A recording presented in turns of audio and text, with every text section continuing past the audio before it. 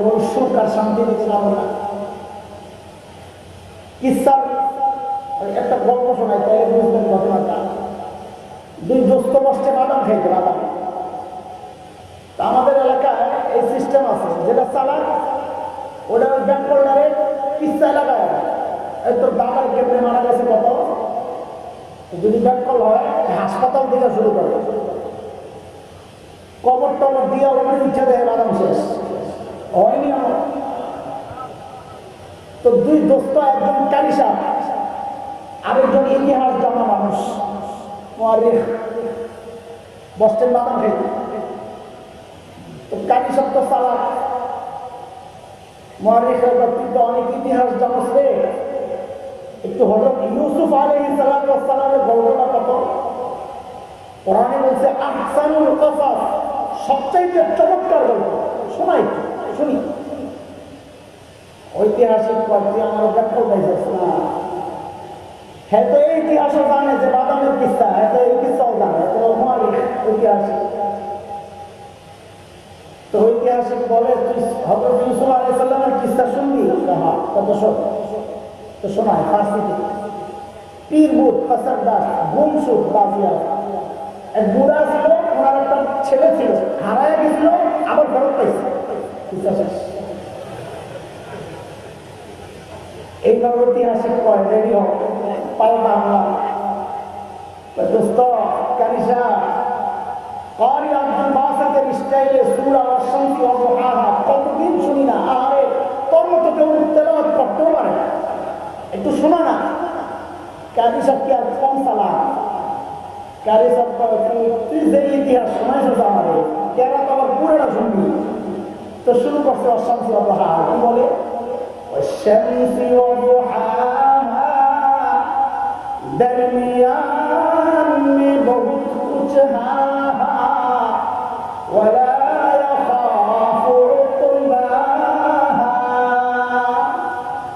والشمس وضحاها মাঝখানে অনেকগুলো হাহা ولا يخاف عقباها। অদস্ত বলার মাকসাদ হলো কিসা শুনলে মাঝখানেটা না হলেও চলে, আগা করে মিলিয়ে দিলে হয়। কিন্তু একটা বিষয়ের আলোচনা শুনলে আগা গোড়া মাঝখানের সব মুক্ত হয়। ইনশাল্লাহ ঘুম আসে নাই তো? কে কে ঘুমাইছে একটু হাত পর্যন্ত দেখি। আল্লাহু আকবার, মাশাআল্লাহ। দুই একজন আছে ঘুমাইছে, হ্যাঁ এখনো আপ করতেছে। আপনারা যখন ধরা গেছে এমন করে না, ঘুমাই তালা আশা একটু মনোযোগ আনলাম, একটু মাঝখানে গ্যাপ তৈরি হইলে মনোযোগ এদিক সেদিক দৌড়ায়। আর আমার মতো পাবলিকের ব্যাপারে মনোযোগ থাকবেই বুঝে। একটু খেয়াল করেন, অল্প কথা ছেড়ে নেব। ওই আসমান দিকে রহমত করতেছে, আমার আবার গরম ওষুধের পয়সা আপনারা দেবেন। আয় আল্লাহ, আল্লাহ তাআলা দুইটা হুকুম করেছেন। একটা হলো ঈমানদারেরা আল্লাহকে ভয় করে, এই বিষয়ে আমি কথা বলছি না। দ্বিতীয় হুকুম হচ্ছে আল্লাহ তাআলা বলেন প্রত্যেকটা মানুষের উচিত তার আখিরাত নিয়ে চিন্তা করা, আখিরাতের ফিকির করা, যে আমার আখিরাতের পুঁজি, আমি আমার মালিকের সামনে কি নিয়ে দাঁড়াবো, যে আমি এগুলো নিয়ে আসছি। বলে হ্যাঁ, আখিরাতের ফিকির করি বলেই তো এই মজলিসে আসছি, না ভোট চাইতে আসছি। আপনারা কি জন্য আসছেন? জিলাপি আছে, জিলাপি, খিচুড়ি, তাবারক, কিচ্ছু নাই। আসছি কিসের জন্য? আখিরাতের জন্য, বলেন না? কিন্তু দোস্ত, আমাদের আখিরাতের ফিকির যেমনটা হওয়া দরকার, যতটুকু হওয়া দরকার, ঠিক তেমন হচ্ছে কিনা, না ঘাটতি আছে, ঘাপলা আছে, কেমনে বুঝবে? তো আল্লাহ সুবহানাহু ওয়া তাআলা হযরত সাহাবায়ে কেরাম রাদিয়াল্লাহু আলাইহিম আজমাইনদেরকে আমাদের মডেল বানাইছেন, মডেল, নমুনা। যে তুমি তোমার ঈমানকে সাহাবীদের ঈমানের সাথে মিলাও, যদি মিলে যায় তো তোমার ঈমান ঠিক আছে, আর যদি না মিলে ঈমানে ভেজাল আছে, ঠিক করে নাও। কার কথা বলেন? কথা আমি এক লাখে বলি না, আপনারা বলবেন না তো বলেন, কথা বলেন। কার কথা? মালিক বলতেছে فإن آمنوا بمثل ما آمنتم به فقد اهتدوا وإن تولوا فإنما هم في شقاق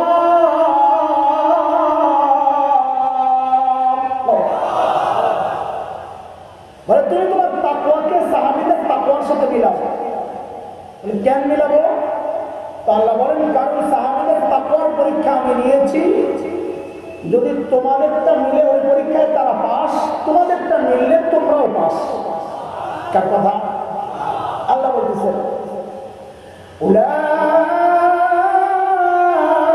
আল্লাযীনা ইমতাহানা আল্লাহু কুলুবাহুম লিত-তাকওয়া লাহুম মাগফিরাতুন ওয়া আজরুন আযীম।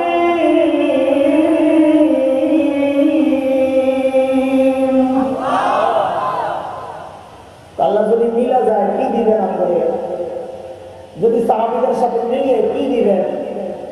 তো আল্লাহ তাআলা সূরা তাওবার মধ্যে বিস্তারিত বলতেছেন যে যদি মিলে যায় তো সাহাবীদের উপর আমি রাজি ছিলাম, তারা যেমন আমার উপর রাজি ছিল, তোমাদেরটা যদি মিলে তো তোমাদের উপর আমি রাজি থাকবো এবং তাদের জন্য যেমন জান্নাত আমি রাখছি ও আল্লাহ তোমাদের জন্য আমি জান্নাত তৈরি করে রাখবো। والسابقون الأولون من المهاجرين والأنصار والذين اتبعوهم بإحسان رضي الله عنهم ورضوا عنه وأعد لهم جنات تجري تحتها الأنهار خالدين فيها أبدا ذلك الفوز العظيم।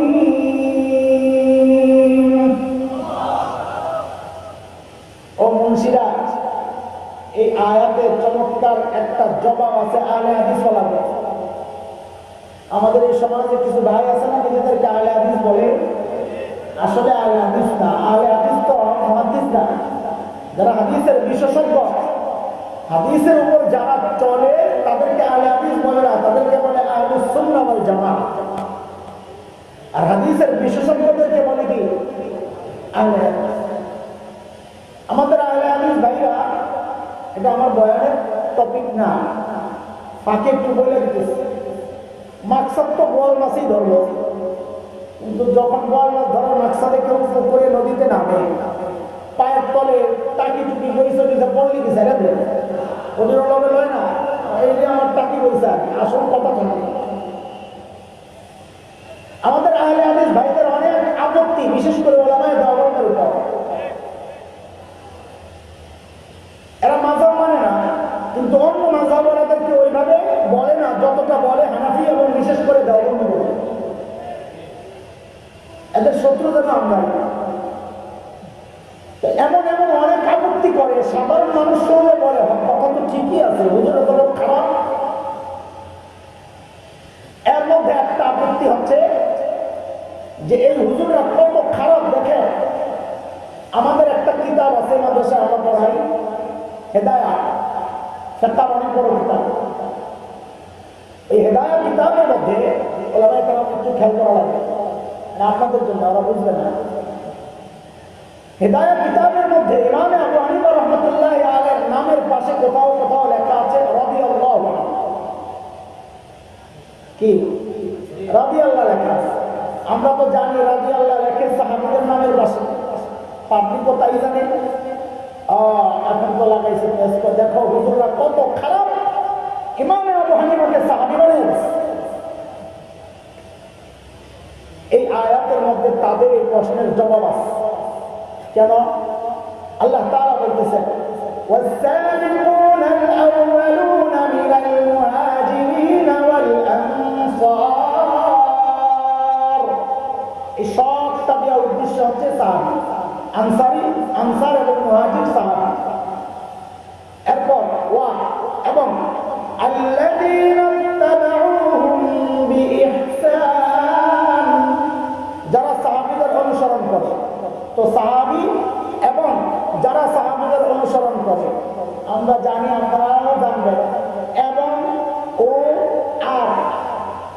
আমরা বলি আতফ, এগুলার আগেরটার পরেরটা আলাদা আলাদা হয়। যেমন আমি বললাম আমার কাছে আব্দুল্লাহ এবং আব্দুর রহমান আসছে, বলেন আব্দুল্লাহ আব্দুর রহমান একই ব্যক্তি? ওই এবং দিয়ে আলাদা করছে, আরবিতে ওয়াও দিয়ে আলাদা করে। আমাদের পরিভাষা আমরা বলি মাতুফ মাতুফ আলার গায়ের হয়, একটা আলাদা হয়। এইবার বুঝেন, আল্লাহ বলতেছেন والسابقون الأولون من المهاجرين والأنصار মানে সাহাবীরা, ওয়া এবং الذين اتبعوهم بإحسان, কেমন পর্যন্ত যারা সাহাবীদের পদাঙ্ক অনুসরণ করবে। মানে কি, এরা সাহাবী না, এরা মাতুফ মাতুফের গায়ে সাহাবী এবং গায়রে সাহাবী উভয়ের ক্ষেত্রে আল্লাহ ব্যবহার করতেছেন রাদিয়াল্লাহু আনহুম ওয়া রাদু আনহু। বুঝা গেল, সাহাবী ছাড়াও আল্লাহ নিজে রাদিয়াল্লাহু ব্যবহার করতেছেন। আমরা তো গেল কি ওই কোরআন বুঝে না, করবে কিনা সারা মোটা মোটা দেখছে আপত্ত করে বসে। আমরা চুপচাপ থাকি, জবাব দিই না, কারণ ঠাট্টা হয়। কিন্তু যখন দেখি পিঠ আর বাঁচে না, তখন না বললে হতে পারি না, কারণ এরা মনে করে আমরা জানি না কিছু। সহি হাদিসওয়ালা আমরা তো বিশ্বাস আর বুঝবো কথা বলতে বলতে শেষ। বাদ দেন, চলেন জাগাত যান। অবস্থ আল্লাহ আমাদেরকে কাদের সাথে মিলাইতে বলছেন? সাহাবীদের সাথে। এখন আপনি দুরূদ দাঁড়ায় পড়বেন না, সাল্লাল্লাহু আলাইহি টান দিবেন, এটা আপনার বিষয়। আলেম হিসাবে অনুরোধ সাহাবীদের আমলের সাথে মিলা, যদি মিলে পড়েন জিলাপি খান একটা আমল দিয়ে, কোনো অসুবিধা নেই। বুঝলেন না? যা মনে চাই। হ্যাঁ, সাহাবীদের আমলের সাথে আমাদের আমল হুবহু মিলবে না, ওটাও ঠিক। হুবহু মিললে আল্লাহ আমাকে আপনাকে সাহাবী যদি পাঠাবে। যদিও ছোটবেলায় আমরা একটা গজল গাইতাম, আপনাদের মনে আছে কিনা? আমার তো ছোটবেলায় গলা খুব সুন্দর ছিল, এখন তো ফাটা বাস, ফাটাও নাই, আর বাস হয়ে যায় সুন্দর হয়ে গেছে। টনটনা গলা ছিল, ক্যারাম করতাম, গজল করতাম, খুব সুন্দর গলা ছিল। তো ছোটবেলায় এই গজলটা গাইতাম আমরা খুব মজা করে। জন্ম যদি হয় তোমাদের রাসূল পাকের কারে, আমার রাসূল পাকের দেশে, গজলটা সমস্ত আমাদের উস্তাদে আটকায় দিতে না। এটা কেমন গজল? জন্ম যদি হয় তোমাদের রাসূল পাকের কালে, কোন যুগে জন্ম হইলে তোমার জন্য ভালো হইল এটা তুমি বুঝো না, আল্লাহ বুঝো। রাসূলের যুগে জন্ম হয়ে তো তুমি আবু জাহেলও হইতে পারতা। এই গজল গাওয়া যাবে না। আল্লাহ যেখানে উপযুক্ত মনে করেছেন আমাকে ওই টাইমেই পাঠাইছে। তবে একটা খুশির খবর আছে, শুনলেন? হ্যাঁ, একটা মনের শান্তি, মনের শান্তি, এটা আমার খুব লাগে। এটা নিজে নিজে বাইরেছে, কিন্তু পরে বুজুর্গের মুখে শুনছি, মিলে গেছে, খুব খুশি লাগছে। সেটা হইল, যদিও আমরা সাহাবীদের যুগে আসি না, পরে এসে খুব বেশি ধরিয়ে গেছি, ব্যাপারটা এখন না। কেন? আগে বলে এটা মনে মনে শান্তি দিচ্ছি, পাগলের সুখ মনে মনে, কথা আছে না? আমার সুখ মনে বলে না। টমেটোর কেজি এখন কত টাকা? হ্যাঁ, আপনি বসে গেছেন বদলে, আর আমি খেয়াল করি মাসা 120। এইবার বলেন ভেজাল না ফ্রেশ? ভেজাল, ভেজাল রাখান 100 টাকা, 120 টাকা কেজি। ফুল সিজন যখন থাকে তখন টমেটোর কেজি কত? 10 টাকা। ফ্রেশ না ভেজাল? ফ্রেশ। আজব কারণ, ফ্রেশটা খান 10 টাকায়, ভেজালটা খান 100 টাকায়। কারণ কি বলেন তো? সিজন আনসিজন। সিজনের জিনিস ফ্রেশ হয় কিন্তু দাম কম। অফ সিজন জিনিস হয় ভেজাল কিন্তু রেট হয়, ওটাই আমাদের সান্ত্বনা। আল্লাহ আমাদেরকে ইবাদতের সিজন, নবী যুগ, তোমার যুগ, খায়রুল কুরুনে পাঠাও নাই, পাঠাইছো শেষ জমানায় অফ সিজনে, কিয়ামতের আগে দিয়া। আমরা আমল একটু ভেজাল হইলে হইতেও পারে, কিন্তু রেট কিন্তু বাড়াইয়া দিতে হবে। ঠিক আছে না কথা? আরে দোস্ত, এই কথা আমার বানানো না, আমার হাদিস থেকে এটা ইঙ্গিত পাইছি, ইঙ্গিত। আল্লাহর হাবিব বলেছেন সাল্লাল্লাহু আলাইহি ওয়াসাল্লাম, মান তামাসসাকা বিসুন্নতি ইনদা ফাসাদি উম্মতি ফালাহু আজরু। বলেন বড় লেগে তার চুপ করছে বলে মুফতি আব্দুল মালিক দাওয়াত বরকাতুল্লাহ আলিয়া বলেছেন মিয়া সহ হাদিসটা দুর্বল মিয়াটা বাদ দিলে হাদিসটা বলা ঠিক আছে এই জন্য আমি অবরণ দিই আপনারা কি করেন আবার শুনে আল্লাহর হাবিব বলেন মান তামাসসাকা বিসুন্নতি ইনদা ফাসাদি উম্মতি ফালাহু আজরু শাহীদ ফাসাদের জমানায় শেষ জমানায় কেউ যখন সুন্নতকে আঁকড়ে ধরবে আল্লাহর হাবিব বলেন সুন্নতের বিনিময়ে আল্লাহ তাকে কি দিবেন শহীদের শহীদের হাদিস তো পড়ি ভুল তর্জমায় শহীদের মর্যাদা না মর্যাদা আলাদা জিনিস আজম মানে মর্যাদা না আজম মানে সওয়াব কি না মর্যাদা হুজুর কি বলে আজম মানে কি সওয়াব আজম মানে মর্যাদা না শহীদের মর্যাদা অনেক তুমি এক সুন্নত আদায় করে শহীদের মর্যাদা পাওয়া যাবা না না শহীদের বেতন আর তোমার বেতন এক প্রধানমন্ত্রী যে বেতন পায় এর চেয়ে বেশি বেতন অনেক মানুষ পায় তার মানে মর্যাদা এক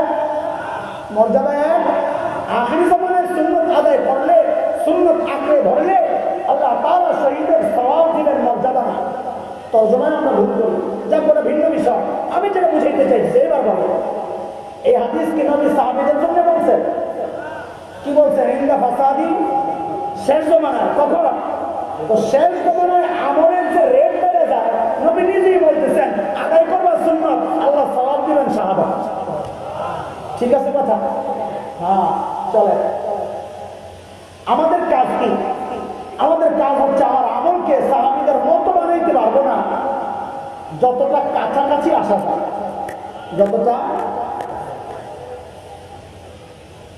এটা বোঝার জন্য একটা মৌলিক বিষয় বুঝতে হবে সাহাবীদের সাথে আমাদের আমলের মৌলিক তফাৎ কোন জায়গায় দেখেন ছোটবেলায় আমরা খেলাধুলা করেছি করেন নাই এত ভালো সাইজের না আমি খেলছি ভালো খেলা খেলেন নাই খেলছে লেখাপড়া করছি সারা জীবন ক্লাসে পাস করছি খবর দেয় আমার ওস্তাদ আমার মাদ্রাসা তো মাটির নিচে দেয় না যায় না এমন সময় আছে শুনতে পারি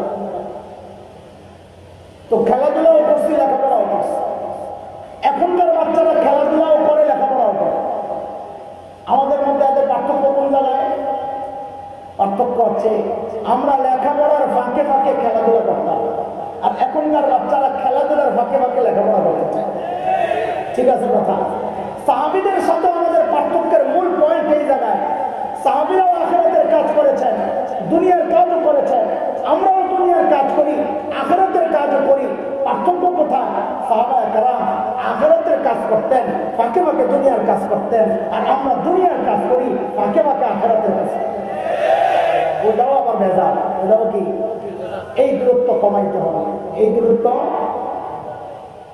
এই দূরত্ব কমানোর জন্য হযরত সাহাবায়ে কেরাম রিদওয়ানুল্লাহি আলাইহিম আজমাইনের আখিরাতের ফিকির একটু আমাদের জানা লাগবে যে আখিরাতের চিন্তায় তারা কতটা অস্থির ছিলেন তাইলে আমি প্রস্তুতি নিতে পারবো তাদের মতো করে তো চলে সাহাবায়ে কেরামের অবস্থা একটু দেখে আসি সাইয়্যিদনা আবু বকর সিদ্দিক রাদিয়াল্লাহু আনহু যখন খলিফা তো ওনার দরবারের একটা সিস্টেম ছিল বিধবা অসহায় নারীদের লিস্ট থাকতো স্বেচ্ছায় কেউ খেদমত করতে চাইলে ওই লিস্ট ধরে নিজে নিজে চলে যেত এটা অনেক সওয়াবের কাজ নবী আলাইহিস সালাম বলেছেন যারা ইতিম আর বিধবার দায়িত্ব নিবে কাফিল হবে জিম্মাদার হবে ওই ব্যক্তি আর আমি জান্নাতে পাশাপাশি থাকি এটা তো এই সমাজের একটা নির্দিষ্ট রূপ এই সমাজের মানুষ কোনো বিধবার খেদমত আর দায়িত্ব আদায় করবে ঠাকুরের কথা বহু পুরো কপাল এমন আছে যে নিজের বিধবা মায়েরই খেদমত করবে আছে কি নাই একদিন হযরত ওমর আসছে কোন বুড়ির নাম নিয়ে খেদমতে যাবেন চিন্তা করেন আখিরাতের ফিকির কেমনে ঢুকছে মাথায় ওমর কত বড় মানুষ নাম খুঁজে খুঁজে পায় না একটা নাম পাইছে আম্মার মুক্ত হয় না হযরত ওমর চিন্তা করছেন তাই এই বুড়ির খেদমত আমি করব যেমন চিন্তা তেমন কাজ পরদিন সকালে ফজরের পর হযরত ওমর বুড়ির বাড়িতে একটু জবাব দেন তো কখন গেছেন বলেন কেন জিজ্ঞেস করতেছি মনোযোগ আকর্ষণের জন্য এটা কোরআন আর সুন্নাহর তরিকা হযরত নবী আলাইহিস সালাম আর হযরত মুআজ একই বাহনের মধ্যে, হযরত মুআজ ঠিক পেছনে। নবী ডাক দিলেন, ইয়া মুআজ। হযরত মুআজ বলেন, লাব্বাইকা ওয়া সা'দাইকা ইয়া রাসূলুল্লাহ, আমি হাজির। নবী আবার ডাক দিলেন, ইয়া মুআজ। হযরত মুআজ বলেন, ইয়া রাসূলুল্লাহ, আমি হাজির। নবী আবার ডাক দিলেন, ইয়া মুআজ। হযরত মুআজ বলেন, ইয়া রাসূলুল্লাহ, আমি হাজির। হযরত মুআজ বলেন, এই যে বারবার নবী ডাকতেছেন, আমিও জবাব দিচ্ছি, এর অর্থ এটা না আমি দূরে ছিলাম, নবী আমার জবাব শুনেন নাই। ব্যাপারটা এমন না, লাইসা বাইনি ওয়া বাইনাহু ইল্লা মুখারাতার রাহিম। নবী আর আমার মাঝখানে শুধু একটা কাঠের টুকরা, যার মধ্যে নবী হেলাল দিয়েছেন, আমি ধরছি ওদের মধ্যে লাগাই। তো নবী বারবার কেন ডাক দিলেন? মনোযোগ আকর্ষণের জন্য। এটা কোরআনের সিস্টেম। আল্লাহ নবীকে জিজ্ঞেস করতেছেন, আল কারিয়া মাল কারিয়া ওয়া মা আদরাকা মাল কারিয়া। কি বলেন আল্লাহ? কারিয়া। কারিয়া কি চিনেননি আপনি? কারিয়া এত কথার দরকার কি? ডাইরেক্ট বলে দিলে তো হয় না। গুরুত্বপূর্ণ বিষয়, চূড়ান্ত সতর্কতার জন্য প্রশ্ন করে নেওয়া, এটা তরিকা। এইবার বলে, হযরত ওমর বুড়ির বাড়িতে কখন গেছে? বলার মাকসাদ হচ্ছে, সাহাবায়ে কেরাম দিনের কাজ শুরু করতেন ফজরের পর। কেন?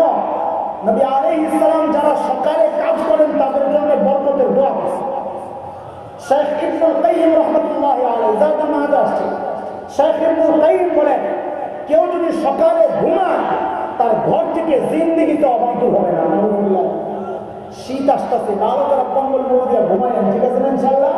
এরপরে বিকালবেলা হুজুরের কাছে আসেন, তাবিজের লেগা হুজুর দোকানে বেচা কিনা হবে আমগোর তরিকায়। পরদিন সকাল সাইয়েদনা ওমর ইবনুল খাত্তাব বুড়ির দরজা নক করে বলে, আরে আপনার ঘরের কাজগুলো করার জন্য আমি ওমর ইবনুল খাত্তাব হাজির। বুড়ি ভেতর থেকে জবাব দেন, বাবারে প্রতিদিন যে আল্লাহর বান্দা আমার ঘরের কাজগুলো করেন, ইতিমধ্যেই কাজ করে চলে গেছেন। কখন কখন কাজ তো করছে হতে পারে। হযরত ওমর চিন্তা করলেন, তাইলে আরো আগে আসা লাগবে। ওই চিন্তায় সাইয়েদনা ওমর ইবনুল খাত্তাব পরদিন তাহাজ্জুদের ওয়াক্ত বুড়ির দরজা নক করে বলে, আরে আমি ওমর ইবনুল খাত্তাব আপনার ঘরের কাজগুলো করার জন্য আসছি। হযরত ওমরকে অবাক করে বুড়ি আজকেও জবাব দিচ্ছেন, বাবারে প্রতিদিন যে আল্লাহর বান্দা আমার ঘরের কাজগুলো করেন, ইতিমধ্যেই কাজ করে চলে গেছেন। এই কখন বলে না কথা? কখন? প্রশ্ন যেহেতু করছি, কাহিনী একটা আছে না, আগে তো জানাই আসছে। কখন? আবার বলে তাহাজ্জুদের অর্থ চিনেন? কখন বলে? ফজরের আগে। খুব দারুণ জবাব আছে, কোনো একতলাপ নাই। ঠিকই বলছে। হ্যাঁ, এটা মুফতি সাহেবরা বলে যাবে, পুরো রাত্রে 3 ভাগ করবেন। সূর্য ডুবা থেকে ওঠা পর্যন্ত 3 ভাগ করে, তৃতীয় ভাগ যেখান থেকে শুরু হয় ওইটাই তাহাজ্জুদ আর সাহরি ওয়াক্ত। এটা আমার বলা মাকসাদ না, আমি তো মুফতি না। আমার বলা মাকসাদ হচ্ছে, আমি ডিজিটাল মৌলবী, আমার কাছে একটা ডিজিটাল ব্যাখ্যা আছে তাহাজ্জুদের ওয়াক্তের। বলে কি সেটা? বলে এই যুগের পোলাপাই ফেসবুক আর ইউটিউব বন্ধ করে যখন ঘুমাইতে যায়, ওটারও তাহাজ্জুদের ওয়াক্ত। সাদে গজব আসে। গজব কি সাদে আসে? যে মুহূর্তে আল্লাহ তাআলা ডাকা শুরু হয়, বান্দা সারাদিন গুনাহ করছো, কিচ্ছু বলি নাই, সারা রাত তুমি আমি অপেক্ষায় ছিলাম, তুমি আমার কাছে চাও নাই, আলামিন মুস্তাগফিরিন ফাগফিরাল্লাহ। এখন আল্লাহ আমি তোমার কাছে চলে আসছি, তুমি কি মাফ চাইবে? আমার কাছে চাও না, মাফ করে দেবে। আর বান্দা কি বলে, আমার টাইম নাই, আমি সারা রাত ফেসবুক চালাইছি, আমি তো ঘুমাইতে চাই।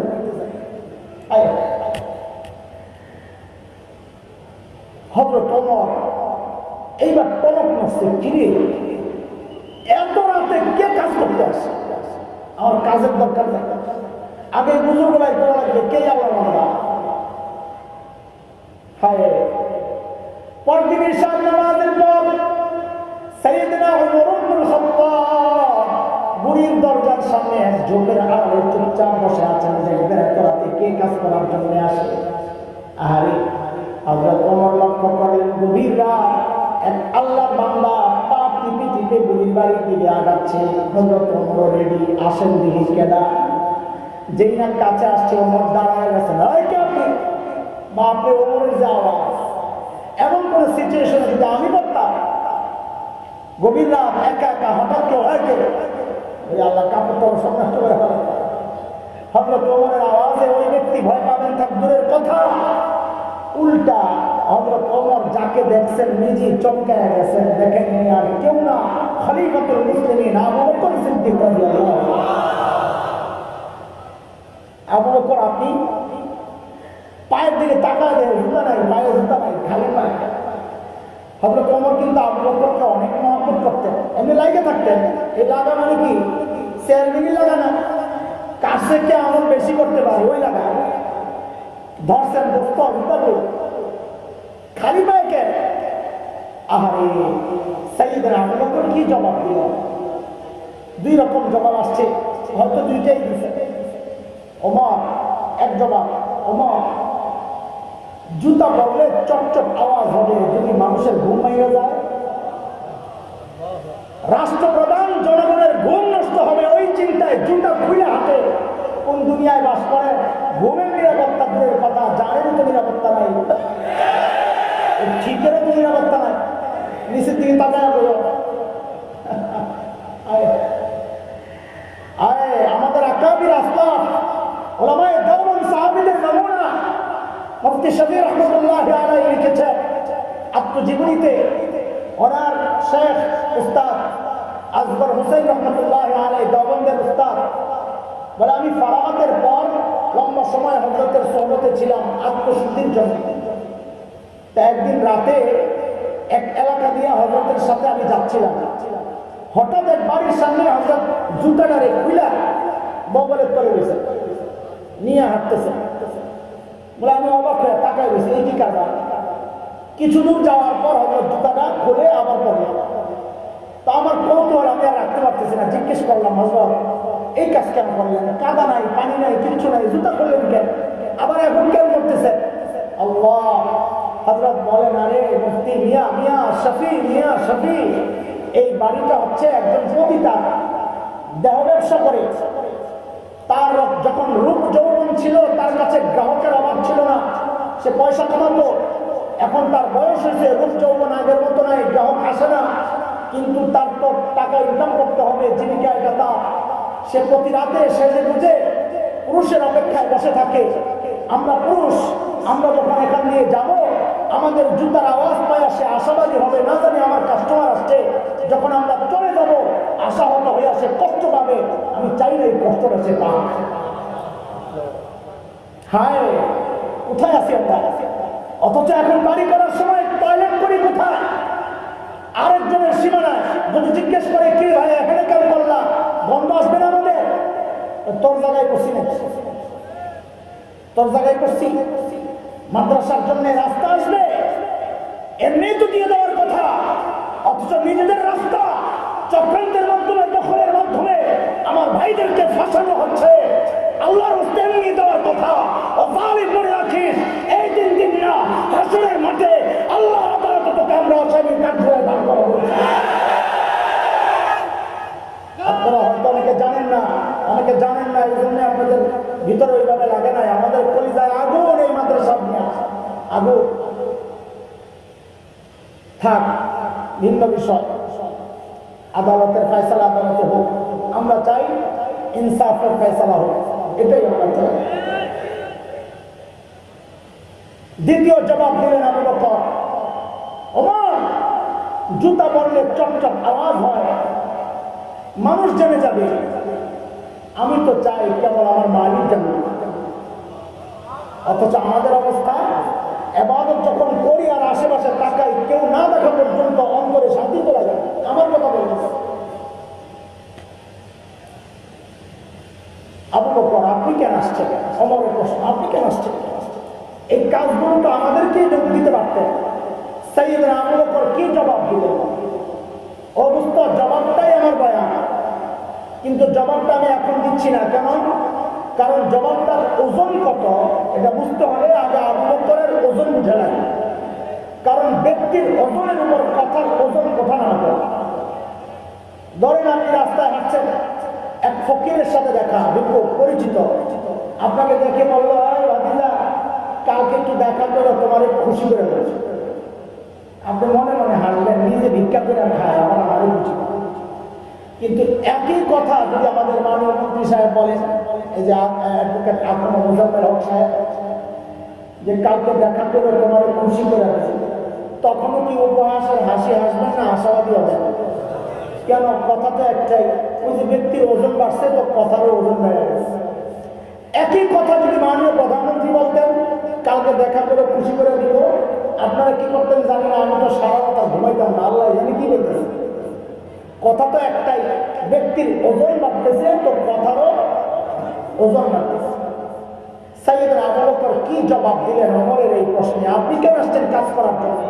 জবাবটা এখন দিচ্ছি না, পরে শুনে, আগে আবু বকরের ওজন একটু শুনে নিচ্ছি। একদিন আম্মা জান আয়েশা রাদিয়াল্লাহু তাআলা আনহা মদিনার স্বচ্ছ পরিষ্কার আকাশের দিকে তাকিয়ে তাকিয়ে দেখেন লক্ষ লক্ষ নক্ষত্র দেখা যায়। আম্মা জানের মনে একটা কৌতূহল, নবীকে জিজ্ঞেস করলেন, ইয়া রাসূলুল্লাহ, ওই যে লক্ষ লক্ষ নক্ষত্র দেখা যায়, ওগো আল্লাহর হাবিব, আপনার উম্মতের মধ্যে এমন কেউ কি আছেন যার আমলের পরিমাণ ওই নক্ষত্রের চেয়ে বেশি? আল্লাহর হাবিব বলেন, আয়েশা আছে একজন। কয়জন? কয়জন বলেন না, কয়জন? আয়েশা আছে একজন। আম্মা জান তো মনে মনে খুশি, জানি তো একজনকে, ওই একজন নিশ্চয়ই আমার বাবা আবু বকর। আমরাও তাই মনে করি। বলে, জানলে আমার জিজ্ঞেস করছো কেন? বলে, দুনিয়ার সব মেয়েদের স্বভাব, সব মেয়েরাই চায় স্বামীর মুখ দিয়ে একটু বাবার বাড়ির প্রশংসা শুনতে। একদিন খালি বদনাম করে দেখেন, এক সপ্তাহ দরকারি মতো। সত্য কথা কন, এই বিপদে আমি আর গান আরো আছে। খুব খুশি লাগতেছে না? বেডি করে সাইজ করা হয়েছে, কাবার তোমারে সাইজ করা হয়েছে, তুমি টেন পাবো কেন? কারণ তার বাবা মার বদনাম করলে কষ্ট লাগে, সুনাম করলে খুশি লাগে। সন্তান হিসাবে এটাই তো হওয়ার কথা। ওরা বলেন তো, তুমি এই বউ যখন তোমার বাবা মার বদনাম তোমার কানে ঢুকায়, তোমার কষ্ট লাগে না, বরং বউয়ের কথায় যায় বাবা মার সাথে খারাপ আচরণ করে। খারাপ তো তুমি। আল্লাহর হাবিব বলেন, আয়েশা আছে একজন, আমার যে উম্মতের আমল ওই নক্ষত্রের চেয়ে বেশি, সে হচ্ছে ওমর ইবনুল খাত্তাব। কে বলেন না? এই জবাব শুনে তো আম্মা জানের চেহারা একদম মলিন হয়ে গেছে। কি আশা করলাম, নবী কি বলেন? আল্লাহর হাবিব তো চেহারা দেখে বুঝছে স্বামী স্ত্রী আল্লাহ তাআলার এক বিশেষ নিয়ামত, একটা মহব্বত তৈরি করে দিচ্ছেন আল্লাহ তাআলা।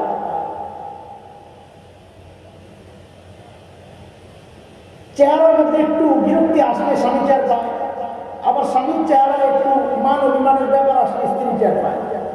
ঠিক কি কথা? বলা হয় ঠিক আছে। আমরা কি বুঝুস বেটা, ও আব্বা মারে দেয়। আল্লাহর হাবিব তো আরো বেশি চেহারা দেখে বুঝছে ভিতরে গন্ডগোল। ইংরেজিতে বলে আর কি, face is the index of mind. মানুষের ভিতরে কি কাজ করে এই চেহারায় বুঝা উচিত। তো আল্লাহর হাবিব বলেন, আয়েশা, তুমি কি ভেবেছিলে তোমার বাবার নাম বলবো? আর আয়েশা শুনো, তোমার বাবা আবু বকরের হিসাব তো আলাদা, এর সাথে কেন মিল? তোমার বাবা আবু বকর আমার গোটা উম্মতের আমল যদি এক পাল্লায় করা হয়, আর একা তোমার বাবা আবু বকরের আমল যদি আরেক পাল্লায় করা হয়, তো তোমার বাবা আবু বকরের আমলের পাল্লা ভারী হয়ে যাবে। আবু বকর ছিল না?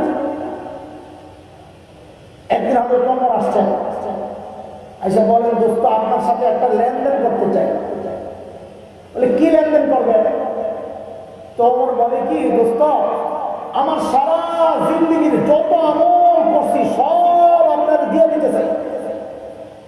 আমার মতো বলি কি, ওমরে তো ভালো মানুষ, সারা জিন্দগি উনি আমার সাথে করলো খুশাখুশি, কার থেকে বেশি আমল করতে পারি, প্রতিযোগিতা, এমন করে সব দিয়ে দিব। না রে, আমি কোনো ঘাপলা আছে না। আবু বকর মানুষ সরল সোজা, কিন্তু ব্যাকল্প কথা বুঝলেন? ওলামা একরাম চেহারা করে দেখলে মনে হয় দুনিয়ার কিচ্ছু জানে না, আর আপনারা তাই মনে করেন। আর এই গাদা যার সিনের মধ্যে কোরআনের ইলম হাদিসের ইলম সে ব্যক্ত করতে পারে, সরল সোজা। আমাদের মুফতি দেলোয়ার সাহেব দামাত বারাকাতুহুল্লাহ আলিয়া, হযরত মুস্তাফা আল হুসাইনি, আল্লামা মুস্তাফা আল হুসাইনি রাহমাতুল্লাহ আলাইহির একটা গল্প শোনাইছেন আমাদের।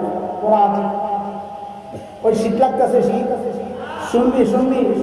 হ্যাঁ, তুই বলতেছি আবার আপনার মনে করেন আপনার গেঁদা গোদা কেন মুস্তফা হোসেন রহমতুল্লাহ আলাইহি তো আমাদের মতো তো ঘুম বাম ছিল না, সাদা সিধা মানুষ। মাহফিলের পর এক হোটেলে বসেন খাইতে, বলে হুজুর মাহফিলে খাওয়ায় না, এটা আপনারা বুঝবেন না। মাহফিলের আগে বক্তার যে কদর থাকে, মাহফিলের পরে আর পয়সা পাওয়া যায় না। খাই নিয়ে বললাম আমার বাগায় দিয়ে না, বলে পয়সা তো বদনাম না খাওয়াই জানেন না ওরা দিচ্ছে।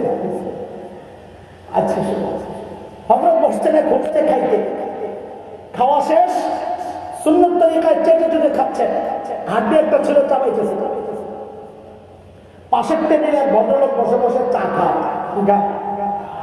দুনিয়া এমন কিছু আজব পাবলিক আছে, দাড়িওয়ালা টুপিওয়ালা দেখলে চুলকানি শুরু, ওই বেটা ওই ক্যাটাগরি।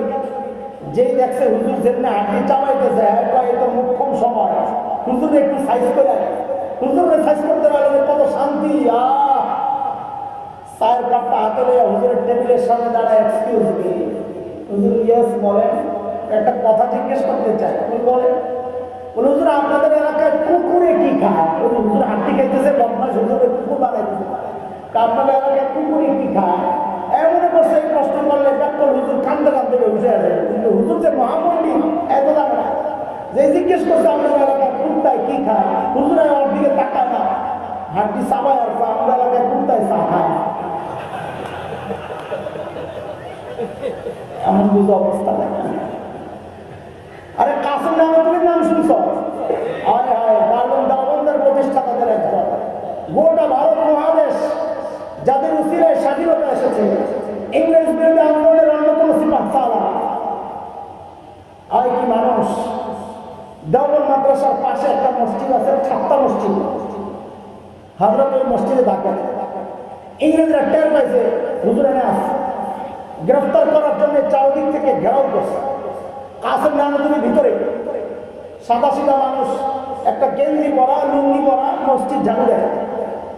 আমাদের আকাশ ইংরেজরা ধরার জন্য ভিতরে ঢুকা কাসেম নানতুনির দেখা এরা মনে করছে এটা কাসেম নানতুনি না। এরা মনে করছে এত বড় নেতা, পেটটা তো কম মুখে দেওয়া লাগে, হুজুর মতো হওয়া দরকার।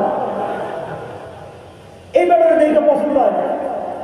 তো জিজ্ঞেস করা হয় কাসেম নানতুনি কান? কাসেম নানতুনি কই? কাসেম নানতুনি বলছেন ভালো বিপদে, যদি বলেন নাই হন তো অ্যারেস্ট, ধরা পড়ে। আর যদি বলেন পাতা নিয়ে আমি জানি না, তো মিথ্যা হয়, তাহলে কি হয় না রে, ব্যাকল হয় না, সরল সোজা। কাসেম নানতুনি আল্লাহ আদর এক মাথা দিয়েছিলেন, উপস্থিত জবাবের ক্ষেত্রে জুড়ি মেলা মুনাজারা করতেন, বহস করতেন, টকশো করতেন, উপস্থিত এমন এমন কথা বলতেন, বিপক্ষ একদম গায়ে। এক হিন্দুর সাথে মোনাজারার আগে খাইতে বসছে, হাদিসের কথা, মুমিন এক আঁতে খায়, মানে অল্প খায়। কাফেররা সাত আঁতে খায়, কাফেররা অনেক বেশি খায়, কারণ এর লোকে শয়তানও খায়, এই জন্য খাওয়া বেশি হয়। তো কাসেম নানতুনি খাইছে বলবো একটু, হিন্দু তো অনেক খাইছে, হ্যাঁ চিন্তা করছে এটার দিয়ে আগে সাইজ করি, মানসিকভাবে দুর্বল করার জন্য, এটা টকশুর কৌশল। তো বলে মোল্লা কাসেম মিয়া কাসেম, আপনি তো আমার সাথে খাওয়াই পারলেন না, টকশু থেকে মিউজিক দেয়। কাসেম নানতুনির মাথায় তো আল্লাহ দিয়েছেন পুরাটাই ব্রেন। যে এই কথা বলছে কাসেম নানতুনি আসতে করে বলে, ও ভাই খাওয়া নিয়ে যদি প্রতিযোগিতা করতে হয় তা আমার সাথে না যাই, মহিষের সাথে করবো না। তো ইংরেজরা যায় যখন জিজ্ঞেস করছে কাসেম নানতুনি কাহায়, কাসেম নানতুনি কি করছেন, যেখানে দাঁড়ায় আছিলেন ওখান থেকে সস্তা, আগের জায়গা ফাঁকা হয়েছে না, এমন একটা ভাব রয়েছেন যে কথাটা বুঝতে একটু দেরি হয়েছে। তা হ্যাঁ কিয়া কাসেম নানতুনি, ও আচ্ছা ও তো আগেই হাতে, একটু আগে এখানেই ছিল, কথা তো মিথ্যা না, একটু আগে তো এখানেই ছিল, এখন তো সই হয়ে জায়গায়। ইংরেজরা মনে করছে একটু আগে এখানে ছিল, এখন যদি পালানো গেছে। সাইয়েদনা আবু বকর মানুষ কি ছিলেন না? মনে আছে কথা? আবু বকরের সুন্নতি একটা সূরা আল-আহজাব যখন নাযিল হয়েছে, এর মধ্যে তো আবু লাহাবের বউ উম্মে জামিল বিনতে হারব ইবনে উমাইয়া, এর ব্যাপারেও আয়াত আসছে, তোরেও সাইজ করা যায়। বেটি তো সেটা মিথ্যা শেষ, যুগের তাসলিমা মোল্লার সাইজ করুক রাখ। পাথর একটা লইছে নবীর মানবে। নবী আলাইহিস সালাম কাবার পাশে বসে বসে তিলাওয়াত করতেছে, উম্মে জামিলের হাতে পাথর। আবু বকর দেখছেন উম্মে জামিল আসতেছে, নবী আস্তে করে কানে কানে বলে, ইয়া রাসূলুল্লাহ, উম্মে জামিল আসতেছে, নমুনা ভালো না। আল্লাহর হাবিব বলেন, আবু বকর আসতে দেন, আসতে দেন, উম্মে জামিল আমাকে দেখবি। কেন?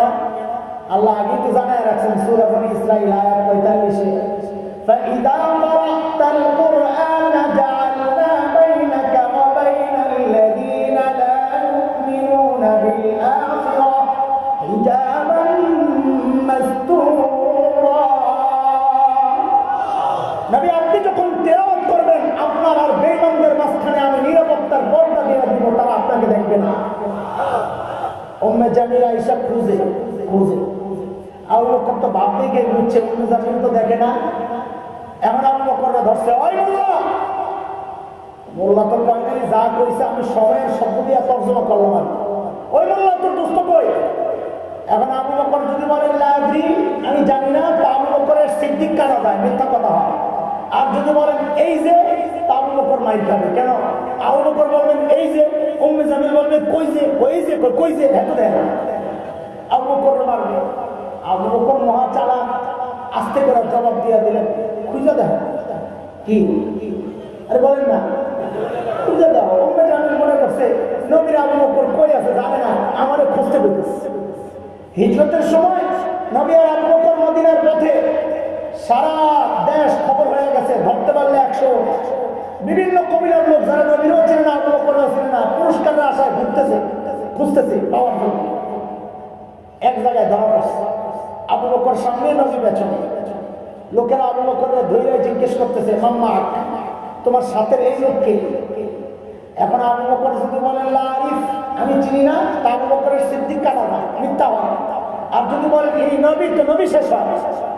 আবু বকর বড় আজীব জবাব দিচ্ছেন, আল্লাহু আকবার।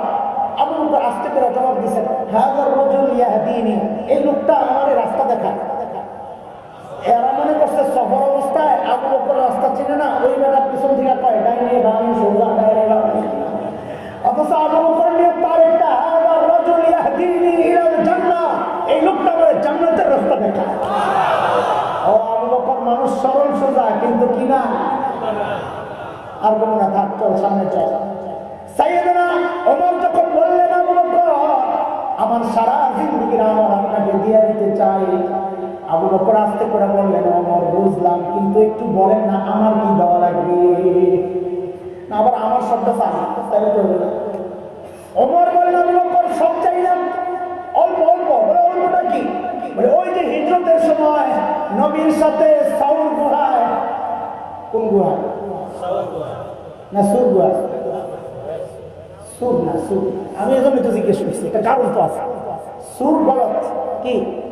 সাউর, সাউর, সাইয়ের মধ্যে জবর, সুর। সাউর গুহায় যে 3 দিন লুকায় ছিলেন, ও আবু বকর ওই 3 দিন আমাকে দিয়ে দেন, আমি আমার সারা জিন্দেগির আমল আপনাকে দিয়ে দিব। কয়দিন? কয়দিন? মাত্র 3 দিনের সারা জীবন মিলল, মিলল।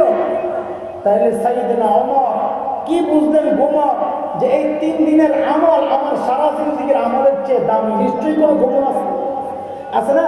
ওই গোমর একটু শুনবে, সময় তো অনেক হয়ে গেছে, টাইম তো হইল 11:30। কটা না নিয়ে সমস্যা আপনার নাই, মাদ্রাসাওয়ালা বিপদ। তাহলে দোয়া করেন তো, সমস্যা মাদ্রাসাওয়ালা নেতারা আছে, মাদ্রাসাওয়ালা করবে, সমস্যা হবো না। আচ্ছা ঠিক আছে, আমার সমস্যা হবে, অসুবিধা নেই। সাউর গুহায় নবী আর আবু বকর লুকানো। বলেন এবার গুহার ভেতরে কে? আচ্ছা ভেতরে দরে যাবে, আগে বাইকটা একটু বন্ধ করে বলেন তো, গুহার মাঠের মধ্যে কে কে বাসা বানাইছিল দিয়ে আপনারা ওয়াজ মুখস্থ রাখেন না, ভুলে যান দেখি। কবুতারা, আচ্ছা মাশাআল্লাহ, ওয়াজ কিছু মনে আছে। আরেকটু দেখি, কবুতরের ডিম পারছে কয়টা? 2টা, 3টা, একটাও না, জান বানানো। হ্যাঁ হ্যাঁ, কেউ কেউ ভাবতেছে নবীর সাথে সংশ্লিষ্ট একটা গল্প নিয়ে আমি তামাশা করতেছি। হ্যাঁ হ্যাঁ, তামাশাই করতেছে। কেন? তার মুহাদ্দিসরা বলেছেন কবুতরের গর্বটা পুরা জাল বানোয়া মিথ্যা কথা, খামাখাইরা আমরা বক্তারা বানাইছি। হ্যাঁ, জালের গল্প আছে, তাও দুর্বল, সেই দুর্বলটাই আপনাদেরকে শোনাইতেছে। আচ্ছা, আল্লাহ তাআলা যদি চাইতেন গুহার মুখটাকে পাথর দিয়ে প্যাকেট করে গুহার ভেতরটাকে জান্নাতের টুকরা বানায় দিতে পারতেন কি পারতেন? আল্লাহ তা করেছেন। জাল দিচ্ছেন, জাল। কেন? কারণ মাকড়সার জাল এটা এত মজবুত যে কাফেররা ছিদ্র করে ছিন্ন করে ভেদ করে ভেতরে ঢুকতে পারবে না। কথা বলে এমন না হালকা? কত হালকা! সূরা আনকাবুতে আসছে কোরআনের কথা, ইন্না আহওয়ানাল বুয়ুতি লাবাইতুল আনকাবুত। জগতের সবচেয়ে দুর্বল ঘরের নাম হচ্ছে মাকড়সার ঘর। তাইলে আল্লাহ তাআলা এই দুর্বল ঘর দিয়ে নবী আর আবু বকরের নিরাপত্তা কেন দিলেন? বুঝার বিষয়। আল্লাহ তাআলা কিয়ামত পর্যন্ত তার বান্দাদেরকে জানায় দিয়েছেন, এরে আমার বান্দারা দেখো, আমি যদি আমার দ্বীনকে বাঁচাতে চাই তো আমার ট্যাঙ্ক কামান লাগে না, যুদ্ধ বিমান আর সাবমেরিন লাগে না, পারমাণবিক অস্ত্র লাগে না। আমি আমার দ্বীনকে বাঁচাতে চাইলে মাকড়সার জাল দিয়েই বাঁচায় দিতে পারি। দরকার আবু বকরের ঈমান। কি দরকার? কি দরকার? বলেন না, কি দরকার? ঈমান যদি মজবুত থাকে কোন শক্তি মুসলমানদেরকে পরাজিত করতে পারবে না। কারণ কারণ তার মালিক আরশে আযীমের রব আল্লাহ। আয় মালিক। শেখ ওমর মুখতার রাহমাতুল্লাহি আলাইহি লিবিয়ার বিপ্লবী, ইতালি যখন লিবিয়া দখল করে, ইতালি আর লিবিয়া কাছাকাছি না, ভূমধ্যসাগর পার হয়ে আসছে। তখন সিস্টেম ছিল ওই যে ইউরোপের রাষ্ট্রগুলা ফ্রান্স, ইতালি, ব্রিটেন, এরা আফ্রিকায় এসে বিভিন্ন অঞ্চল দখল করতো, নিজেদের নিয়ন্ত্রণে নিয়ে স্বর্ণ এই মণিমুক্তা যা আছে সব কাছে আমরা পয়সা দিয়ে না হেরানো বলে। লিবিয়া যখন দখল করছে তখন শায়েখ ওমর মুখতারের নেতৃত্বে প্রতিরোধ যুদ্ধ চলছিল। পচা রাইফেল, পুরান রাইফেল দিয়ে ইতালির গভর্নমেন্ট সিদ্ধান্ত নিল বম্বিং করে পুরো এলাকা শেষ করে দিয়েছে। কেউ একজন এসে শায়েখ ওমর মুখতারকে বললেন, হযরত এখন আর বাঁচার উপায় নাই, চলেন যাই। বলে কেন? বলে বম্বিং করবে, আমাদের কাছে তো বিমান বিধ্বংসী কোনো অস্ত্র নাই, আমরা ভাববো কি করি? হায় হায়! শায়েখ ওমর মুখতার ঈমান দীপ্ত এক জবাব দিয়েছেন, আল্লাহু আকবার। শায়েখ ওমর মুখতার জিজ্ঞেস করলেন, আচ্ছা বলো তো, তাদের ওই বোমারু বিমানগুলা কি অনেক শক্তিশালী? তো বলে হ্যাঁ, অনেক শক্তিশালী। বলে কত শক্তিশালী? বিমানগুলা আরশের উপরে দিয়ে যায় না আরশের নিচে দিয়ে যায়? কি করে কোথায় আরশ, কোথায় সাত আসমান? বিমানের কত নিচে দিয়ে যায়? তুমি একটা ডরাই আলাম। আমি তো তুমি যেমনি বলতেছো আমি তো মনে করছি আরশের উপরে দিয়ে যায়। আমার আরশের মালিক যে আমার বাঁচাবেন, উপরে দিয়ে গেলে বোন তার উপরে বললে আমার কে বাঁচাবে? যদি নিচে দিয়ে যায় আমার কোনো টেনশন নাই, আমার মালিক আছে। তিনি মূলত সূরা তাওবার শেষ আয়াতের তর্জমা শোনাইছেন, যে আয়াতের মাধ্যমে আল্লাহ তার নবীকে সান্ত্বনা দিয়েছেন, ওইটাই আমাদেরও সান্ত্বনা। আল্লাহ বলেন, فَإِن تَوَلَّوْا فَقُلْ حَسْبِيَ اللَّهُ لَا إِلَهَ إِلَّا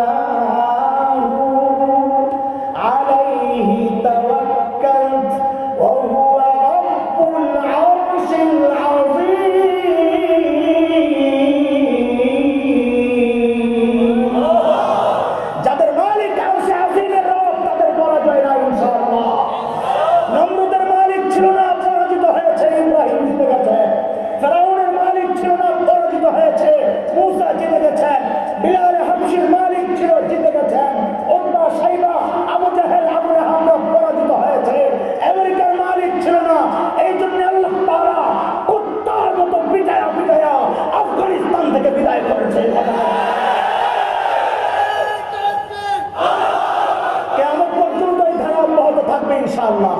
যাদের মালিক আছে তাদের কোনো ভয় নেই ইনশাআল্লাহ, কোনো ভয় নেই ইনশাআল্লাহ। সাইয়েদনা আবু বকর নবী গুহার ভেতরে মনে আছে কি আল্লাহর হাবিব আবু বকরের কোলে মাথা রাইখা ঘুমাইতেছে। আয় হায়! শেখ শাহ ওয়ালিউল্লাহ মুহাদ্দিস দেহলভী রাহমাতুল্লাহ আলাইহি এই দৃশ্যটা চিত্রায়ন করতেছেন এইভাবে, বলে আবু বকরের কোলটা যেন একটা রেহাল, আর আবু বকরের ওই রেহালের উপরে যেন জীবন্ত কোরআন আবু বকর বয়ে বয়ে পড়তেছে। আল্লাহ, আজীব কথা এটা, দিলে লাগে যায়। আবু বকর বসে রয়েছে, নবী ঘুম থেকে উঠে দেখেন যে আবু বকরের চেহারার মধ্যে চিন্তার ছাপ। জিজ্ঞেস করলেন, আবু বকর আপনার তো চিন্তিত কেন? বলে ইয়া রাসূলুল্লাহ, ওই যে গুহার মুখের দিকে তাকায় দেখেন, লাউ আন্না আহাদাহুম ইয়ানজুরু ইলা কাদামাইহি, এদের যে কেউ একজন গুহার দিকে তাকানোর দরকার নাই, যদি নিজেদের পায়ের দিকেও তাকায় তাও আমাদেরকে দেখবে। আল্লাহর হাবিব বলেন, আবু বকর আপনি কি ভেবেছেন গুহার ভেতরে খালি আমি আর আপনি আর কেউ নাই? না আবু বকর না, আমাদের সাথে আল্লাহ আছে। কে আছে? আল্লাহ তাআলা নবীর এই সন্তানের কথাটা এতটা পছন্দ হয়েছে, আল্লাহ কোরআনুল কারীমের সূরা আত-তাওবার একটা আয়াতের টুকরা বানায়া নাযিল করে দিয়েছেন। ইযহুমা ফিল গার ইয ইয়াকুলু লিসাহিবিহি লা তাহজান ইন্নাল্লাহা মা'ানা। দুইজন যখন গুহায়, একজন যখন তার সঙ্গীকে বললেন, মানে নবী যখন আবু বকরকে বললেন, এইবার একটু বুঝেন কথা, নবী বললেন কাকে? আল্লাহর শব্দ কি? লিসাহিবি। নবী যখন তার সাহাবীকে বললেন, কাকে কাকে? হায় হায়, মুফাসসিরিনে কেরাম বলেন, দেখছো দেখছো কারবার, আবু বকরের মর্যাদা দেখছো, আবু বকর যে নবীর সাহাবী, এটা আল্লাহ কোরআনে স্বীকৃতি দিয়ে দিয়েছে। ইযহুমা ফিল গার ইয ইয়াকুলু লিসাহিবিহি।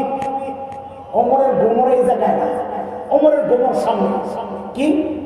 লা তাহজান, আবু বকর আপনি ঘাবড়েন না, ঘাবড়েন না। কেন? ইন্নাল্লাহা মা'ানা, আবু বকর আল্লাহ আমাদের সাথে আছেন, আমিও আপনার সাথে, আল্লাহ আপনার সাথে, আপনার টেনশন কি? ওমর কয় খাইছে খাইছে, সারা জিন্দেগি আমল কইরা পাইলাম কি? আবু বকর তো 3 দিন থাইকাই বউ আগে চলে গেছে। কেন? ওমর চিন্তা করছেন, নবী আমার মূল্যায়ন করছেন কেমনে? নবীর সাথে আমার সম্পর্কের লেভেল কি? লেভেল আল্লাহর হাবিব ওমর সম্পর্কে বলেন, লাউ কানা বাদি নবিয়্যুন লাকানা ওমর। আমাদের কোন কোন ভাই থেকে শুনেছি বলে নবী ইয়ান, এটা গলত শুরু হয়ে গেছে। নবী ইয়ান না, ওলামায়ে কেরাম বুঝলে আপনারা বুঝবেন না, এটা কানার ইসিম, বাদি খবর জরফ মুকদ্দম হয়ে গেছে। লাউ কানা বাদি নবিয়্যুন লাকানা ওমর, আমার পরে যদি কেউ নবী হতো ওমর হতো। আল্লাহু আকবার। বুঝেন না এই কথা? নবী কি বলেছেন? আমার পরে নবী হলে কে হতো? কে হতো? না আবু বকর? তাইলে মর্যাদা বেশি কার? আবু বকরের না ওমরের? আবু বকরের। হাদিস কি বলে? এবার বুঝতে বলে, ওমরের মর্যাদা বেশি না আবু বকরের? ওমর। আবু বকরের মর্যাদা বেশি হলে তো নবী বলতেন আমার পরে নবী হলে আবু বকর হতো। নবীটা বলছেন, নবী বলেছেন আমার পরে নবী হলে কে হতো? ওমর হতো। কি বোঝা গেল মর্যাদা বেশি কার? ওমরের। এই হাদিস সর্বপ্রথম যখন শুনি আমার মনে পড়ে যতটুকু আমি তখন সরবে কেন করি, আমার মাথায় প্যাঁচ লাগছে, প্যাঁচ লাগতো, খুব ব্রেন ছিল আলহামদুলিল্লাহ, প্যাঁচ লাগছে কি রে এই হাদিস কি? সারা জিন্দেগি জানলাম নবীদের পরে সর্বোচ্চ মর্যাদার মানুষ হচ্ছেন আবু বকর, অথচ হাদিস বোঝায় যে ওমরের মর্যাদা বেশি। অনেক তালাশ করছি, যা দিল পরিষ্কার হওয়ার মতো জবাব পাইতেছিলাম। হ্যাঁ, আমাদের আকামির আসলাফদের কিতাবের এটা হচ্ছে বড় পাওয়া। আমাকে অনেকে জিজ্ঞেস করেছেন, অনেক ভাই নতুন তাফসির করেন, বয়ান করেন, যে হযরত বয়ানের জন্য কোন তাফসিরটা মোতালা করলে ভালো হয়, পরামর্শ চাই বড় ভাই হিসেবে। আমি বলি, আরে ভাই কয় তাফসির মোতালা করবা তুমি? ভেজালে করবা, দরকার নাই। সব তাফসিরের নির্যাস যেই জায়গায় পাওয়া যায় ওখানে যাবো। বলে ওইটা কোনটা? বলে আমার আকামির আসলাফের কিতাব। আমাদের বড়দের লেখা, আল্লাহ তাআলার বড় নিয়ামত আমাদের জন্য, ওগুলোর মধ্যে সব কথা পাওয়া যায়। এমন বহু প্রশ্ন যেগুলো কোথাও হল পাই না, হাকিমুল উম্মতের কিতাবে গেলে ওগুলো পাওয়া যায়। এই প্রশ্নেরও জবাব আমি পেয়েছি মালফুজাতে হাকিমুল উম্মতের মধ্যে। হযরত হাকিমুল উম্মত জবাব দিয়েছেন, বলে না না, এই হাদিস দ্বারা আবু ওমরের মর্যাদা বোঝা যায় নাই, আবু বকরেরই মর্যাদা বোঝা যায়। বলে কেন? ওমরও টের পেয়েছেন ওইটা। নবী বলেন, ওমর আপনার সাথে আমার সম্পর্কের লেভেল কি? বাদিয়তের লেভেল, বাদি বাদি, আমি আগে আপনি বলেন না আমার পরে নবী হলে ওমর হতো, তার মানে কে নবী আগে ওমর পরে। ওমর আপনার সাথে আমার সম্পর্কের লেভেল হচ্ছে আমি আগে আর আপনি পরে। আবু বকর আপনার সাথে আমার সম্পর্কের লেভেল মানা মাইয়তের সাথে সাথে সাথে। ওমর তো আমার বাদিয়তের মুকুট লাগবো না, সারা জিন্দেগি লয়ে যাও। ওরা কেন কই 3 দিনে মাইয়তের মুকুট পাওয়া গেছে, ওইটা আমার দিয়ে দাও, আমি নবীর সাথে সাথে অবস্থান করতে চাই। আরে দোস্ত, আমাদের তাবলীগের অনেক সাথী সবাই না এক দুজনের এরকম ঘাট তারা থাকে, ওরা মায়ের কারণে খোসা দিয়া কথা বলে যে চিল্লা দেয় নাই কিচ্ছু না, হুজুর কি কি হুজুর। ও দোস্ত, তুমি যদি সারা জীবনও চিল্লা দাও তো তোমার উপর ওয়ারাসাতুল আম্বিয়ার মুকুট তো লাগে না। আলেম চিল্লা না দিলেও নবী বলেছেন আল উলামা ওয়ারাসাতুল আম্বিয়া, আলেমের মাথায় ওয়ারাসাতুল আম্বিয়ার মুকুট তো লেগে গেছে। মুকুটের কোনো দাম বেশি করা এটা বিষয় না। ওমর টের পেয়েছেন সারা জিন্দেগির আমল কইরা পাইছি বাদিয়তের মুকুট, আবু বকর 3 দিন থাইকা পাওয়া গেছে মাইয়তের মুকুট। আমার বাদিয়তের মুকুট লাগবে না, ও আবু বকর 3 দিন দিয়ে দেন মাইয়তের মুকুটটা বুঝে দিচ্ছে। এই গোমর বুঝছেন ওমর, আবু বকর বুঝেন নাই? আবু বকর বুঝেন নাই?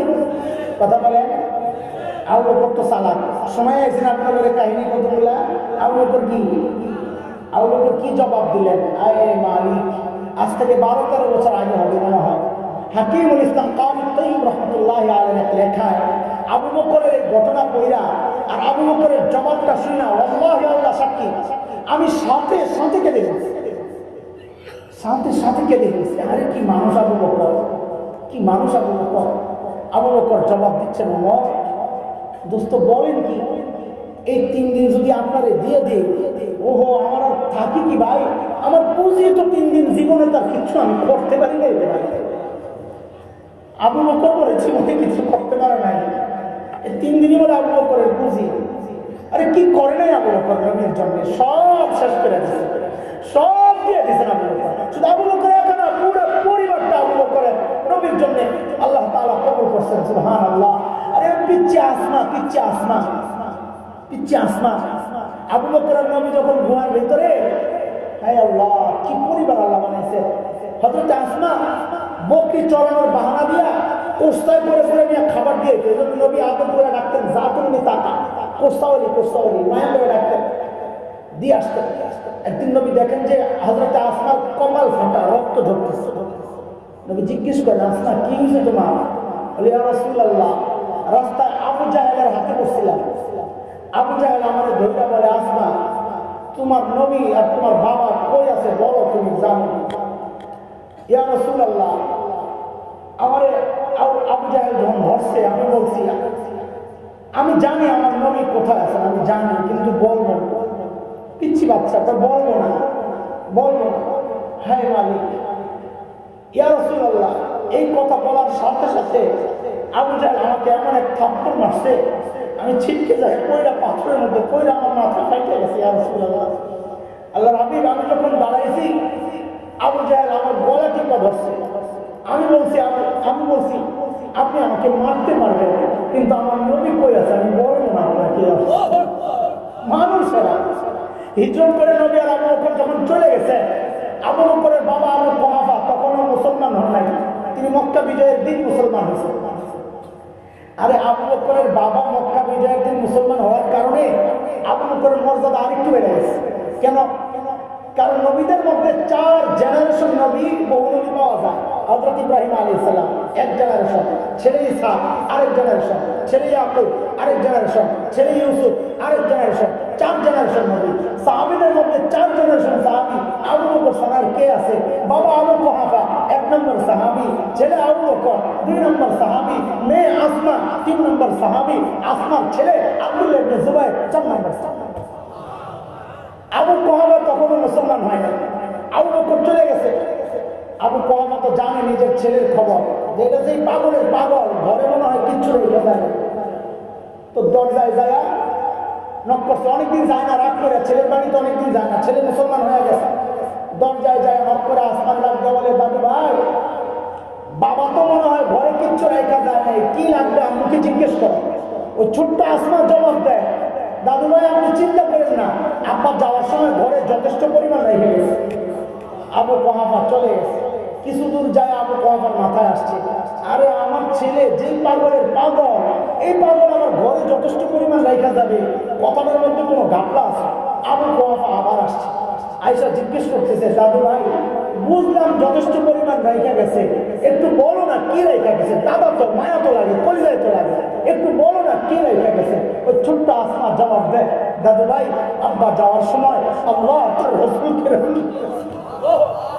আমাদের জন্য ওগুলোই যথেষ্ট। আপনি চিন্তা করেছেন কি মানুষ ছিল এরা। আবু বকর কি করেন নাই নবীর জন্য, সে আবু বকর বলতেছে, ওমর ওই 3 দিন আপনাকে দিয়ে দিলে আমার চালান পুঁজি থাকে কি, আমার পুঁজি তো ওই 3 দিন, আর তো জীবনে কিচ্ছু করতে পারি নাই রে ভাই। আল্লাহ, ওই যে আপনাদেরকে আনছিলাম কোথেকে মনে আছে, বুড়ির বাড়ির সামনে থেকে মনে আছে, চলেন জায়গা চলে সাইয়েদনা ওমর যখন বললেন, আবু বকর এই গভীর রাতে আপনি কেন আসছেন ভাই, এই কাজগুলো আমাদেরকে দিল তো। আবু বকর কি জবাব দিয়েছেন? বলছিলাম জবাবটার ওজন বুঝতে হইলে আগে আবু বকরের ওজন বুঝা লাগবে। চিনছেন নি একটু আবু বকর? কি চিনবে না? আবু বকরের যত করি আর অবাক হই, কি মানুষের। আল্লাহ, আবু বকরের জবাবটা আমি আপনি দিলে এটা ছিল সিম্পল জবাব, এটা কোনো আকর্ষণের মতো কিছু না, উল্লেখ করার মতো কিছু না, কিন্তু জবাবটা কার? আবু বকরের। কার? মানুষ বড় তো জবাবের ওজনও বড়, বুঝে আসছে না কথা? আবু বকরকে ওমর যখন বললেন, ভাই এই ছোট বড় কাজগুলা আমাদেরকে দিলেও তো আমরা করতাম, আবু বকর কি জবাব দিলেন? আবু বকর জবাব দিচ্ছেন, ভাই রে ওমর, হ্যাঁ কাজগুলো আপনাদেরকে দিলেও পারতাম, কিন্তু ভাই রে আমি কি আমার আখিরাত কামাই করবো না? আমার কি আখিরাত লাগবে না? হাই কি ফিকির ঢুকছে মাথায় আখিরাতে? হ্যাঁ, কোথায় আবু বকর গোপনে যায় পরিবারের কাজ করে আখিরাতের ফিকির? আরে ওমর কত বড় মানুষ, অথচ আখিরাতের ভয় পড়ে যায় কিভাবে ঢুকছে? ওমর কত বড় মানুষ। এক হাদিস তো শুনাইলাম, নবী বলেছেন লাউ কানা বা'দি নাবিয়্যুন লাকানা ওমর, আমার পরে নবী হলে ওমর হতো। এক হাদিসে নবী বলেছেন ওমরু ফিল জান্নাহ, ওমর জান্নাতি। এক হাদিসে নবী বলেছেন আমি আপনি হকের উপর চললে বলা হয় লোকটা হকপন্থী। ওমর সম্পর্কে নবী বলেছেন উল্টা, দাঁড়াল হাক্কু হাইসু দাঁড়া, ওমর যেদিকে যায় হক তার পেছনে পেছনে যায়। মানে ওমর হকপন্থী না, হক ওমরপন্থী। আল্লাহ, নবী আলাইহিস সালাম হিজরতের সময় জান্নাত ঘুরে আসছেন। আমি শেষ করতেছি 2-4 মিনিটের মধ্যে, ভয় পাবেন না। জান্নাত ঘুরে আসছেন, জান্নাতে হযরত ওমরের বাড়িটাও দেখে আসছেন। দুনিয়ায় এসে নবী আনন্দ আর উচ্ছ্বাস প্রকাশ করতেছেন, হায় আমার উম্মত ওমরের বাড়িটা দেখছি, কি যে সুন্দর, কি যে সুন্দর। খুব আনন্দ প্রকাশ করতেছেন। নবী বলতেছে আমার দিলটা খুব চাইছিল বাড়িটার ভিতরে একটু ঢুকি, না জানি ভিতরটা কত সুন্দর, কিন্তু আমি ঢুকি নাই কেন? ওমরের গায়রত, ওমরের আত্মমর্যাদা বোধ, প্রেস্টিজ আমি জানি, ঢুকলে যদি ওমর মাইন্ড করে। কেন কেন? কারণ কারো ঘরে অনুমতি ছাড়া তো ঢুকা নিছে। কোরআনের নির্দেশ এটা, সূরা নূরে আসছে না, ইয়া আইয়ুহাল্লাযীনা আমানু লা তাদখুলু বুয়ুতান গায়রা বুয়ুতিকুম হাত্তা তাস্তানিসু ওয়া তুসাল্লিমু আলা আহলিহা। কারো ঘরে তো অনুমতি ছাড়া ঢুকা নিছে। নবী যখন বললেন আমি ঢুকি নাই, ওমর যদি মাইন্ড করে, এই কথা শুই না মুফতি তাকি ওসমানী এইভাবে লেখেন যে এই কথা শুই না হযরত ওমর হাউমাউ করে কান্না শুরু করছেন, ইয়া রাসূলুল্লাহ আবি কাযিব, ইয়া রাসূলুল্লাহ আপনার সকল আত্মমর্যাদা বড়, আরে কেন একটু ঢুকলেন না আপনি, কেন একটু ঢুকলেন? এত বড় মানুষ ওমর, অথচ মৃত্যুর সময় আবু লুলু মাজুসির ছেলে বিষাক্ত খঞ্জর দিয়ে যখন পেটের মধ্যে চালায় ফজরের নামাজের সময়, বিষের তাড়নায় হযরত ওমর নাড়িগুলি বের হয়ে গেছে, কাপড় দিয়ে পেঁচাইয়া হযরত ওমরকে শোয়া দেওয়া হয়েছে। হযরত ওমর বেহুশ, একজনের কোলে মাথা, হঠাৎ একটু হুশ ফিরছে তো নামাজের খবর লইছে। ওমর দ্বীনের ব্যাপারে কতটা সিরিয়াস ছিলেন দেখেন, নিজের এই অবস্থা দেখেন, দরজার কাছে এক যুবক দাঁড়ায় রয়েছে, তার কাপড় টাকমে নিচ্ছে, ওই অবস্থায় ডাক দিচ্ছে, ওই কাপড় উপরে দিকে ওঠা। আল্লাহু আকবার। এরপর কি করলেন ওমর? জান্নাতের সুসংবাদ পাওয়া ওমর কি করলেন? আরে আল্লাহ, মাথাটারে নিয়ে কোন দিকা মসজিদের উপরে ফ্লোরে রাখছেন। ফ্লোরে কি ছিল? পাকা। কথা বলেন, টাইলস করা, মোজাইক নাকি মাটি, বলেন না? আয় হায় হায়, হযরত ওমর নিজের মাথাটাকে নিয়ে মাটির উপর রাখছেন, রেখা গালগুলাকে জমিনের সাথে ঘষতেছেন আর কাঁদতেছেন, ঘষতেছেন আর কাঁদতেছেন, আর বলতেছিলেন ওয়াইলুল লাকা ইয়া ওমর ইন লাম ইয়াগফির লাকা রাব্বুক। ওমর, তোমার রব যদি তোমার ক্ষমা না করে, ওমর তোমার জন্য ভয়ঙ্কর বিপদ কিন্তু অপেক্ষা করতেছে। কি মানুষেরা আখিরাতের ভয় করে যায়, কিভাবে ঢুকছে চিন্তা করা যায়। আরে আবু বকর এত বড় মানুষ, অথচ আবু বকর নির্জনে চলে যেতেন, একা একা চিৎকার করে করে কাঁদতেন আর বলতেন ইয়া আবনা আবি কুহাফা, ও আবু কুহাফার বেটা, তুই মানুষ কেন হইলি? আরে তুই মানুষ কেন হইলি? এখন হিসাব কে দিয়েছি আল্লাহর কাছে, আল্লাহর সামনে তুই এখন কেমনে দাঁড়াবো? সাইয়েদনা আবু বকর গাছের পাশ দিয়ে যাইতেন আর কাঁদতেন, গাছ দেখলেই কাঁদতেন আর বলতেন ইয়া লাইতানি কুনতু ওয়ারাকা মিনাশ শাজারা। তো ওটা কতকাল মানুষ না হয়ে যদি গাছের লতা পাতা হইতাম তো জীবজন্তু আমার চাবায় চাবায় খাওয়া ফেলতো, আমার আল্লাহর আদালতে হিসাবের জন্য দাঁড়াইতে হইতো না। এখন আমি কেমনে দাঁড়াবো, কেমনে হিসাব? আয় কোথায় আবু বকর, কোথায় ওমর? আরে ভাই, এমন ফিকির তো আমার মতো জালেমের হওয়ার কথা ছিল, এই ফিকির তো আমার মতো জালেমের হওয়ার কথা ছিল, কিন্তু কোথায়? আমাদের চেহারার দিকে তাকাইলে তো মনে হয় না লোকটার আখিরাতের চিন্তা আছে, সব কেমন যেন দুনিয়ামুখী হয়ে গেছে। চেহারার দিকে তাকাইলে মনে হয় না লোকটার আখিরাতের ফিকির আছে। কেন রে ভাই, কেন? আরে ভাই, কে আমাকে আপনাকে গ্যারান্টি দিল যে আমাদের মৃত্যুর যন্ত্রণা হবে না? ওমর তো গ্যারান্টি পাওয়া মানুষ, ওমরও ফিল জান্নাহ, ওমর জান্নাতি। আমাকে আপনাকে কে গ্যারান্টি দিছে যে আমাদের কবরে আযাব হবে না?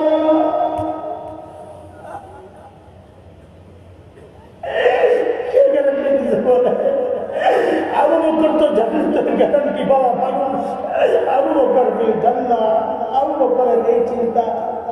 আমাকে আপনাকে কে গ্যারান্টি দিল যে আমরা জান্নাত পাওয়া যাবো? বলেন না, কে গ্যারান্টি? কেন এমন হয়ে গেলাম? কেন এমন হয়ে গেল?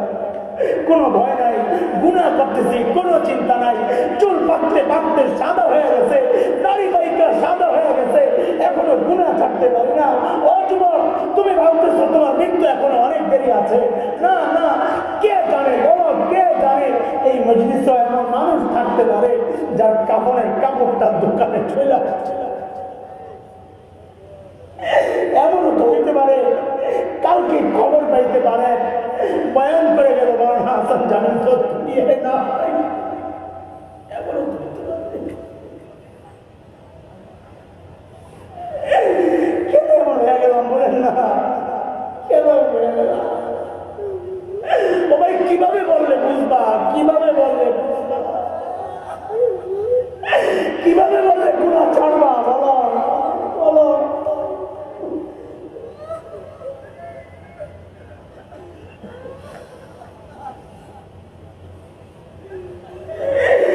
সন্তান চলতেছে জাহান্নামের দিকে, বিবি চলতেছে জাহান্নামের দিকে, আমি চলতেছি জাহান্নামের দিকে, অথচ মালিক ডাকতেছে নাই, শোন না শোন না, শোন, ওয়ালতানজুর নাফসুম মা কদ্দামাত লিগাদ। আমার সামনে তোকে দাঁড়াইতে হবে, দাঁড়াইতে হবে, দাঁড়াইতে হবে।